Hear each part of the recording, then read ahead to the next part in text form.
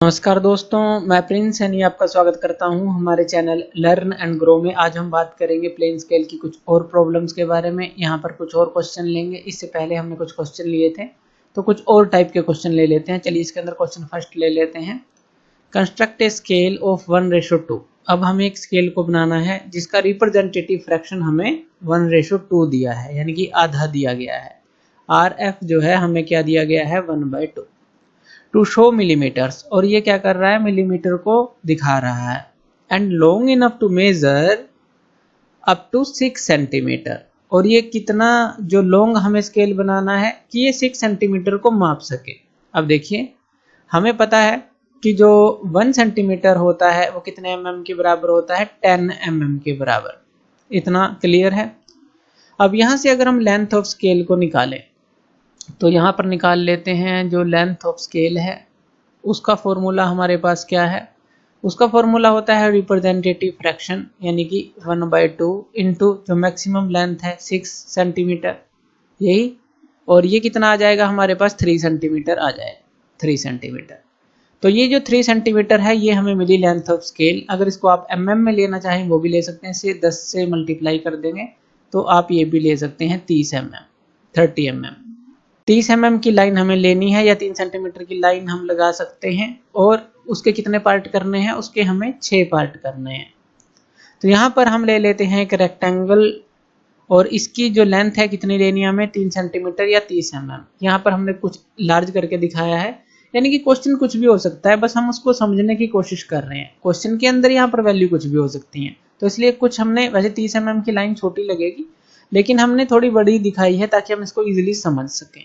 तो चलिए हमने 3 सेंटीमीटर या 30 mm की लाइन लगा ली। अब हम इसके पार्ट करेंगे। यहाँ पर हो गए मिलीमीटर यानी कि सब डिवीजन, यहाँ पर रिप्रेजेंटेटिव फ्रैक्शन, और यहाँ पर सेंटीमीटर यानी कि मेन डिवीजन। अब यहाँ पर हम इसके पार्ट करेंगे, कितने पार्ट करेंगे, 6 पार्ट करेंगे। तो यहाँ पर एक सुटेबल एंगल पर लाइन लगाकर और इसके जो है 6 आर्क हम बराबर बराबर जो है प्रकार खोलकर लगा लेंगे।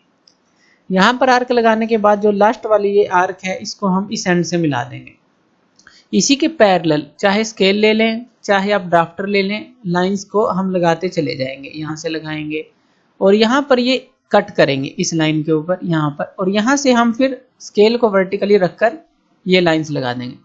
जैसे ही हम ये लाइन लगाएंगे तो यहाँ पर हमारे पास बराबर पार्ट बन जाएंगे, 1 2 3 4 5 6। यानी कि अगर हम देखें जैसे 30 mm था तो लगभग जो है ये 5 mm के पार्ट बनेंगे, 5-5 mm के, ऐसा कह लीजिए। तो ये पार्ट बन जाएंगे।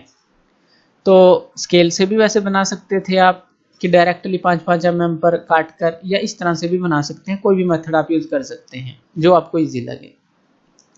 अब यहाँ पर जो ये फर्स्ट पार्ट है इसको भी हमें सब डिवाइड करना है मिलीमीटर्स में, क्योंकि ये सेंटीमीटर है मेन डिवीजन। मिलीमीटर यानी कि 1 सेंटीमीटर 10 मिलीमीटर के बराबर है, तो इसको हम 10 पार्ट में डिवाइड करेंगे। और यहाँ पर हम इस तरह की लाइंस भी लगा लेंगे ताकि मेजरमेंट में आसानी हो। तो यहाँ पर हम इसको 10 पार्ट में डिवाइड कर लेते हैं। वैसे ही सेम काम जैसे नीचे किया है, एक सुटेबल एंगल पर लाइन लगाकर प्रकार को खोल लेना है, जितना भी खोलेंगे बराबर रखनी है, और 10 यहाँ पर मार्क लगा लेने हैं, और लास्ट वाले मार्क को यहाँ पर मिला देना है। फिर जो है सारे मार्क से इसके बिल्कुल पैरेलल लाइंस जो है हमें नीचे यहाँ पर इस लाइन तक उतार लेनी है। अब इस लाइन पर जब ये आ जाएगी, यहाँ पर स्केल को वर्टिकली रखना है और ऊपर की तरफ लाइंस लगा देनी है। ये हमारे जो मार्क हैं मिल जाएंगे 0 से 10 तक। तो हमने ये सब डिवीजन यहाँ पर कर ले, इतना ही काम हमें करना है। अब हमें क्या करना है, मान लीजिए आपको कोई भी स्केल यहाँ पर मेजरमेंट करना है। यहाँ पर हम नंबरिंग कर देते हैं, ये 0 है, राइट की साइड 1 2 3 और ये 4 और ये 5। तो ये स्केल हमारे पास बनता है। मान लीजिए आपको कोई भी जो है अब इसके अंदर स्केल चूज करना है, कुछ भी बताना है।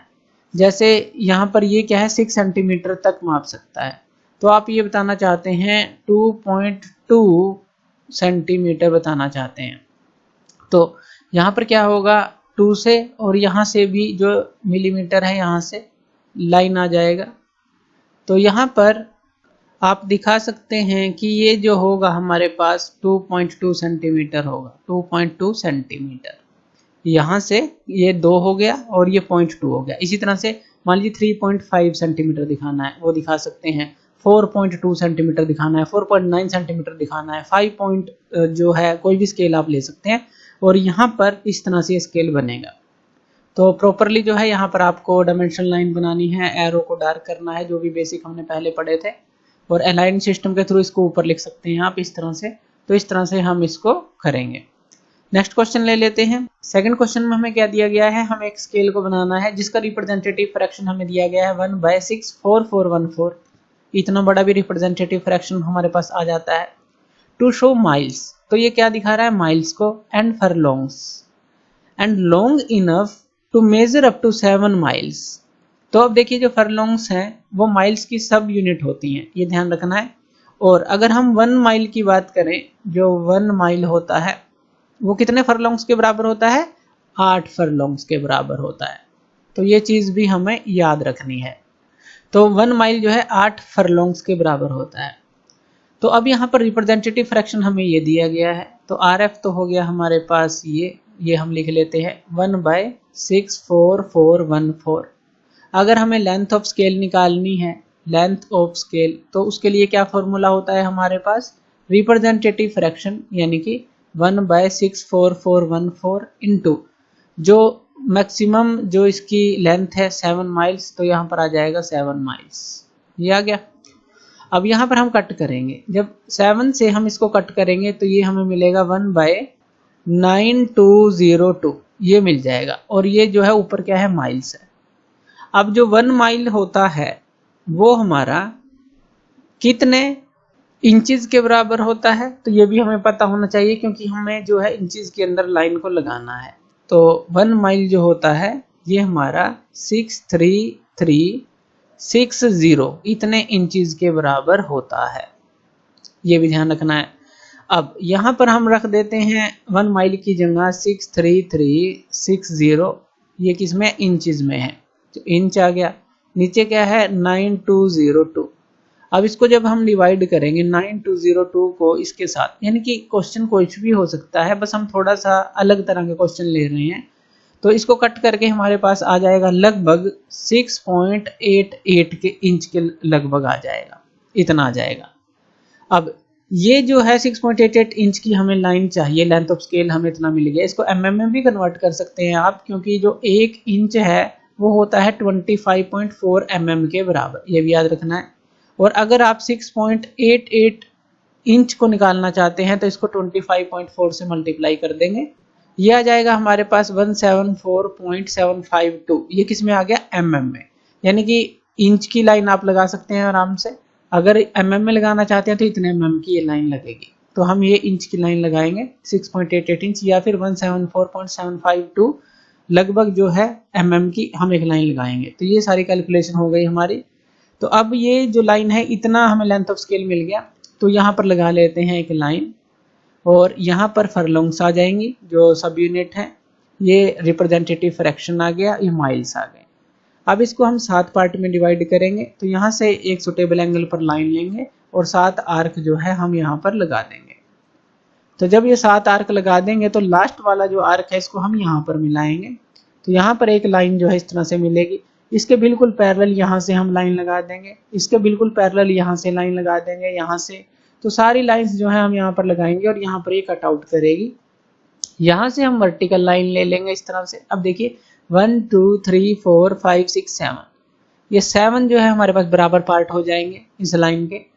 अब फरलोंग्स क्या है, यानी कि 1 माइल कितने फरलोंग्स के बराबर थी, 8 फरलोंग्स। यहाँ पर 8 पार्ट करने पड़ेंगे। तो यहाँ से टेबल एंगल पर लाइन लेंगे और यहाँ पर 8 हम पार्ट कर लेंगे, बराबर प्रकार को खोल के रखेंगे और लास्ट वाले को यहाँ पर मिलाएंगे।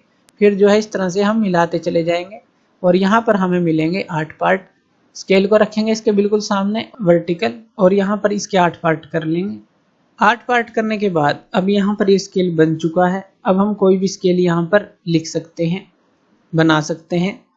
बस यहाँ पर हमें मार्किंग कर देनी है राइट की तरफ। ये हो जाएगा 1 2 3 4 5 6, यानी कि 7 माइल्स तक हम यहाँ पर मेजर कर सकते हैं। मान लीजिए हम यहाँ पर 3 माइल्स और 2 फरलोंग्स निकालना चाहते हैं, तो क्या करना पड़ेगा, 3 से एक एक्सटेंशन लाइन लेंगे और यहाँ से 1 2 से जो है हम एक एक्सटेंशन लाइन लेंगे इस तरह से ऊपर की तरफ और यहाँ पर एक डायमेंशन लाइन बना देंगे यहाँ पर। और यहाँ पर ये प्रॉपरली एरो हम बना देंगे। अब ये क्या हो जाएगा हमारे पास 3 माइल्स और 2 फरलॉन्ग्स इस तरह से शो कर सकते हैं। इसी तरह से 4 माइल्स 6 फरलॉन्ग्स दिखा सकते हैं। 4 से एक्सटेंशन लाइन लेंगे, यहाँ 6 से एक्सटेंशन लाइन लेंगे, वो 4 माइल 6 फरलॉन्ग्स हो जाएगी। इस तरह से इस रिप्रेजेंटेटिव फ्रैक्शन के थ्रू जो है हम इस तरह का कोई भी स्केल बना सकते हैं, यानी कि इस तरह के बड़े बड़े स्केल भी हमारे पास आ सकते हैं, लेकिन वो प्रॉपरली डिवाइड हो जाते हैं क्वेश्चन अगर आते हैं। ऐसा नहीं है कि लेंथी क्वेश्चन होगा ज़्यादा, तो प्रॉपरली क्वेश्चन आपको जो है सुटेबल ही दिया जाता है ताकि आप उसको सॉल्व कर सकें। तो इस तरह से आप जो है कोई भी क्वेश्चन को सॉल्व कर सकते हैं। थैंक यू वीडियो देखने के लिए, और इसी तरह की वीडियोस के लिए आप हमारे चैनल लर्न एंड ग्रो पे हमें सब्सक्राइब कर सकते हैं। धन्यवाद।